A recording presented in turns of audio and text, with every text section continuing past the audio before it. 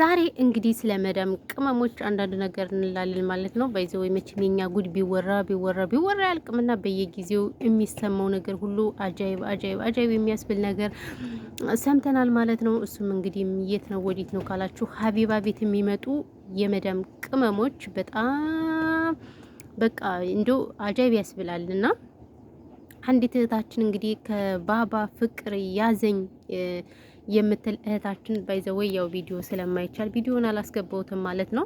እና እኔ በጣም አንዳንዴ ውሸት ነው ምንድነው እስከምል ድረስ እጅግ በጣም ገራሚ ታሪክ ይመጣል ከሷ ቤት ማለት ነው። ብላችሁ ከሰማችኋቸው በስማ ምን እንደምል ራሱ አላውቅም። ባይዘወይ እንግዲህ የትናንትናዋ ባለ ታሪካችን ምን ትለናል የመሰላችሁ? ያው እኔ ኢትዮጵያ ነበር የምኖረው በጣም ችግር ውስጥ ነበርኩኝ።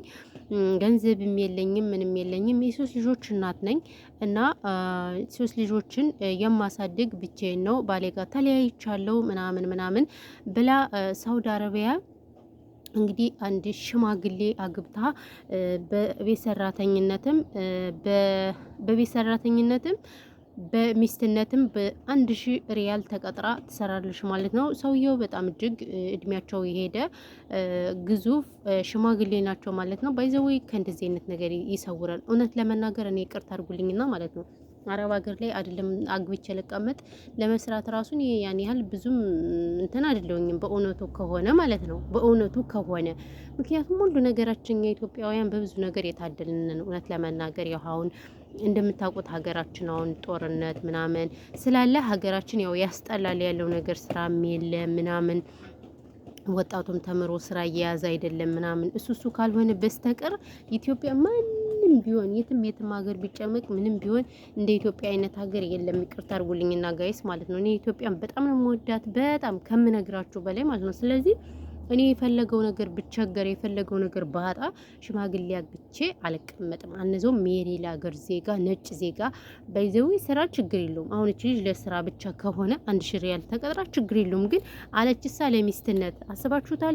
እና እኔ እንደዚህ የምታረጉ ልጆች ራሱ ልትጠነቀቁ ይገባችኋል። ባይዘው ያው ስራ ስለሆነ አሁን ሮመዳንም ስለሆነ ብዙ ወሬ ለማውራት ስላልተመቸን እንጂ እጅግ በጣም ገራሚ ታሪኮች አሉና አንዲት እህታችንም እሷም እንግዲህ ምንድን ነበረ ያለችው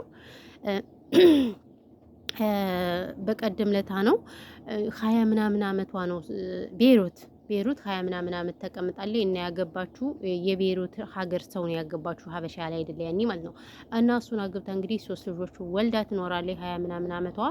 ባይዘዌይ ግን በመጀመሪያ የመጣችሁ ያው እንደኛ እንደ ሰራተኝነት ነው። ግን ያው ቅመሞች ፊጥ እንላለን በየቦታው ፊጥ ማለት አመላችን ነውና እና እንደዛ ሆና 20 ምናምን አመት ተቀምጣ 3 ልጅ ወልዳ ሁለቶቹን ለራሱ አድርጎ አንዷን ሴት ልጅ ሰጥቶ የራሱን ሀገር ድጋሚ አግብቶ ነው። እሷን ግን አውቶ ጣላት ማለት ነው። አስባችሁታል? እንግዲህ እናንተ ብትሆኑ ምንድነው የምታደርጉ? ይሄንን ለእናንተ ነው እኔ ጥያቄ የምጠይቃችሁ። ምክንያቱም እች ልጅ አሁን ኢትዮጵያ መግባት ትችላለች፣ ችግር የለውም። ነገር ግን 20 ምናምን አመት ብር የላትም ምን የላትም። የሀገራችን ሰው ታውቃላችሁ፣ ውጭ ሲባል ብር የሚታፈስ ምናምን ነው የሚመስለው ማንም ሰው እኛ የሚወደን ይዘን ስንሄድ ነው የሚወደን አይደል?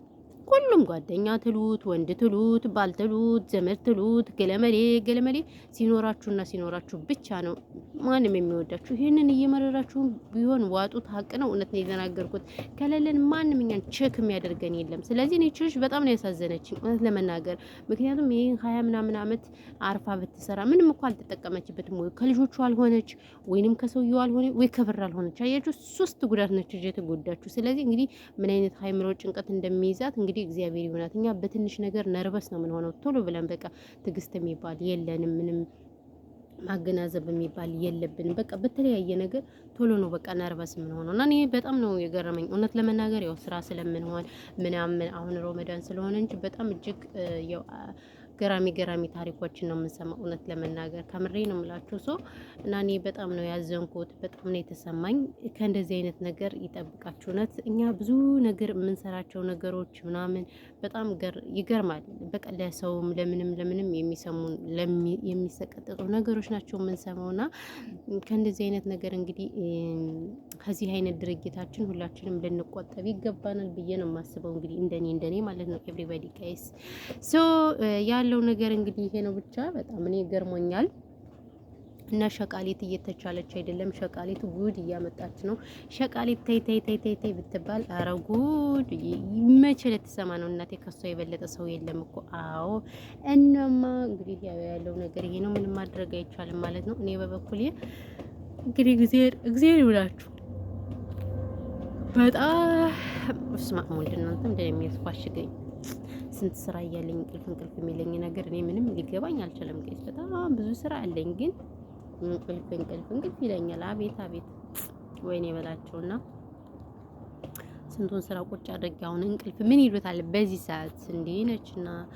አዎ እና ያው ያለው ነገር ይሄ ነው ጋይስ። ለማንኛውም ግን ብንችል ብንጠነቀቅ የምር ብንጠነቀቅ። ምክንያቱም እዚህ ጋር እኛ የመጣነው ለስራ ነው።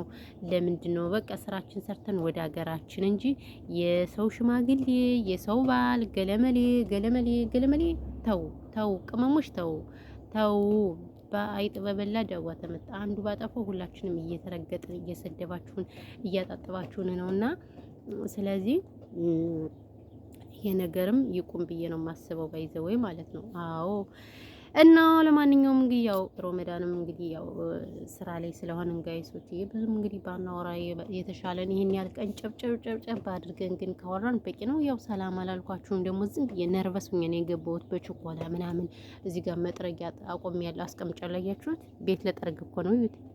ቤት ለጠርግ ነው። ከዛ በቃ ግን እስኪ ትንሽ እናውራ፣ እስኪ ከቅመሞች ጋር ትንሽ እንወያይ እስኪ ምናምን ነገር ውይይት ጥሩ ነው ምናምን ብዬ ያው ቁጭ ብዬ እያወራሁ ነው ማለት ነው። ምክንያቱም ለራሳችንም ጊዜ መስጠት አለብን አንዳንዴ። አዎ ጊዜ ግድ ይለናል።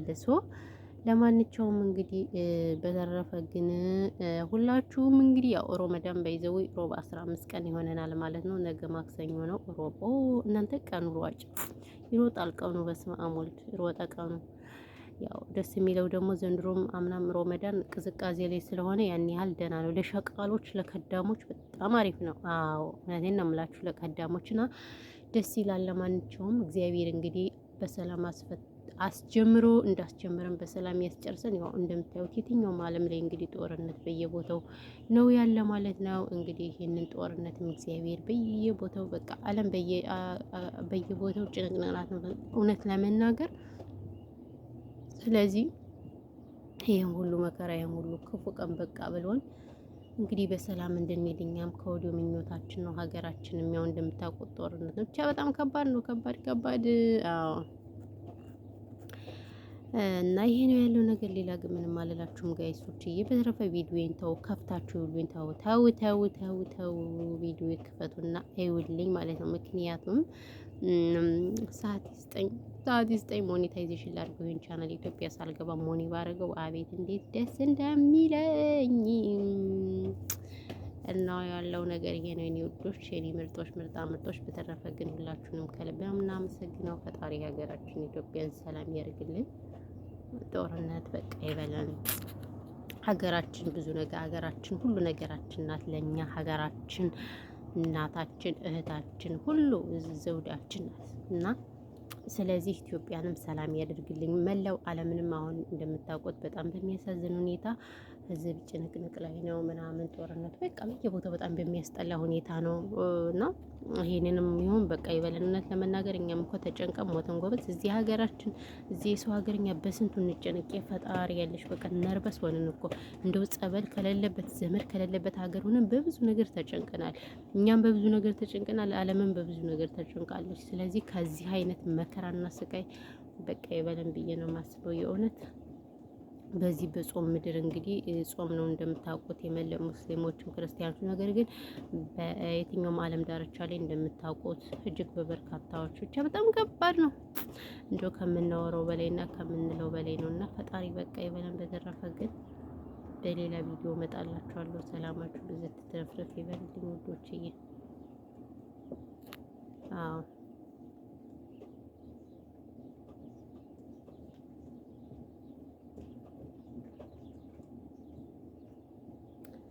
ወይኔ በላቸው። ንፋሱ ምንድን ነው የሚውለበለበው? እናንተ ንፋሱ ልብ ይላል። በስመ አብ ወልድ በጣም ኃይለኛ ንፋስ አለ። ባይዘው እኛ ጋር ማለት ነው። ለምን እንደሆነ አላውቅም።